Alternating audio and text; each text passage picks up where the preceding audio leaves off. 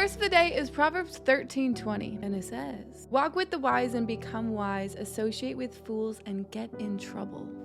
So this is a super popular verse about who you hang out with, about your circle being really important and how your circle influences you more than we think. And my first thought when I read this verse with walk with the wise was walk with God. If you think about wisdom, how do you get wisdom? Fear of God is the beginning of wisdom. The second part of today's verse says, associate with fools and get in trouble. I Googled the word fool and it says unwise. So the opposite of wisdom is not fearing God, right? Because how do you get wisdom? You fear God. So it's surrounding yourself with people who also fear God. Because if they fear God, they're going to influence you to run closer to Him. I think it's always important to ask yourself, okay, when it comes to your friends and who you hang out with, do they push you closer to God or do they draw you further away? Do they help you reach your goals and encourage you to not give in to certain temptations, or do they lure you into the things you don't want to do? These are the kind of questions you should ask yourself. Who are you influenced by, and what do your friends look like? This has been something God's been trying to teach me for a decade, and I came from party girl life, the party scene, and when I came to know Jesus, I very much walked into a season where I was isolated and separated and had to really take an assessment about who my people were and what I wanted my friends to look like. And because I was still learning how to get out of old behaviors and old habits, being around certain people wasn't good for me. Doing certain things and being in certain environments wasn't good for me. So I had to have many, many seasons of being lonely, feeling lonely. But ultimately, those were the seasons that drew me so close to God, and where God reminded me who I am, showed me who I am, revealed my identity that's rooted in Him.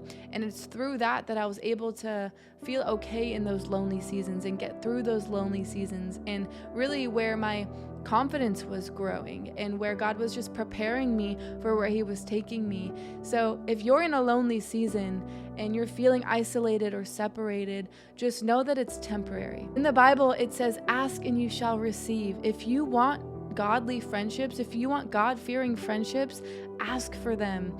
Like, pray and ask God, Lord, surround me with the right people. I pray that you would surround me with people who love you more than anything, who will draw me closer to you and uplift me. Help me run this path that you've put before me, and He will do it. I've been praying this prayer so many times, and I feel like for the first time in my life, there's been many seasons where He's plopped people in my life, but even this year, like, one of my main things I want this year is strong community, strong godly community, women who fear God and put Him first and run after Him.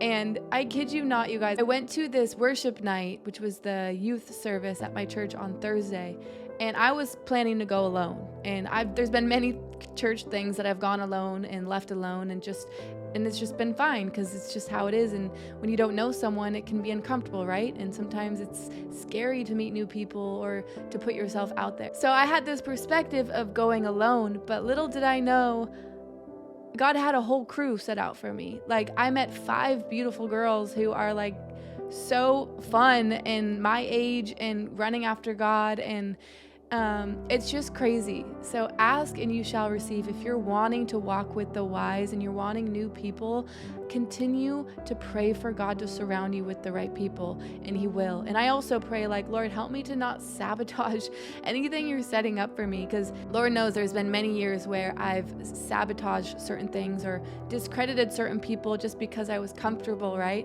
But it's knowing that God will bring the right people around you, and you just have to be open and kind of feel uncomfortable for a minute, and He will surround you, and it will make or break your walk. I went to ministry school, and the reason why I wanted to go was to be surrounded by like-minded people and to learn about the Bible, because I was lacking those deep godly friendships.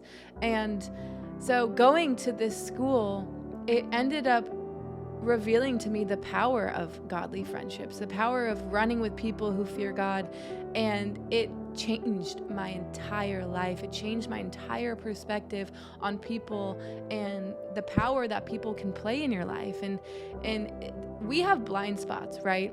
There's going to be days where we forget who we are, where we're feeling low, insecure, doubtful. And it's when we have that godly community that can reveal those blind spots and remind us who we are, encourage us to keep going, and even give little godly wisdom that they're getting to us, because God lives within us, right? So that means he speaks through us. He speaks to us. And that means he also speaks through other people. It's one of the huge ways how God can communicate to you is through other people. And having that community of godly friendships will give you an opportunity to hear God from other people when you're needing it, right? And it can even be confirmation. You can get confirmation through friendships, because everyone who believes in Jesus and has the Holy Spirit living within them hears from God.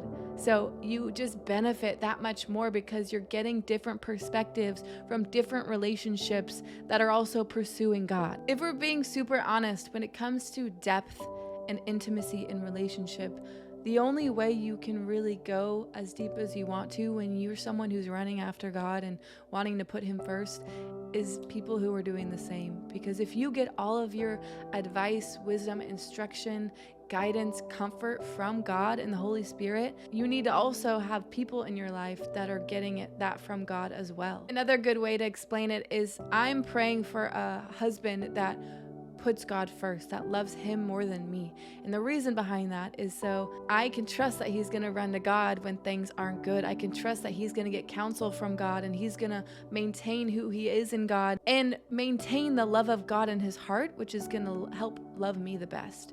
And so when it comes to friendships too, if you have friendships that are pursuing God and have God's love running through their heart 24/7, that means they're going to love you well. They're going to champion the God in you well, and help you run towards the goal that God's put on your life. The best form of self-love is pursuing relationship with God.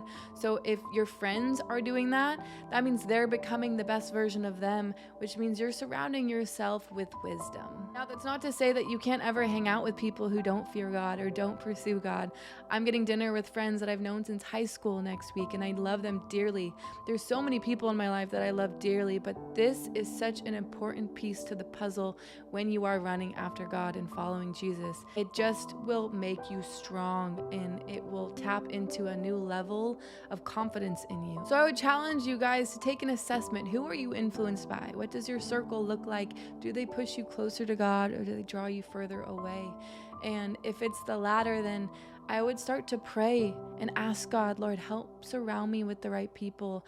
Help show me how to walk with the wise. Not only can you walk with God who is wise, but you can develop community, and he will give that to you. Okay?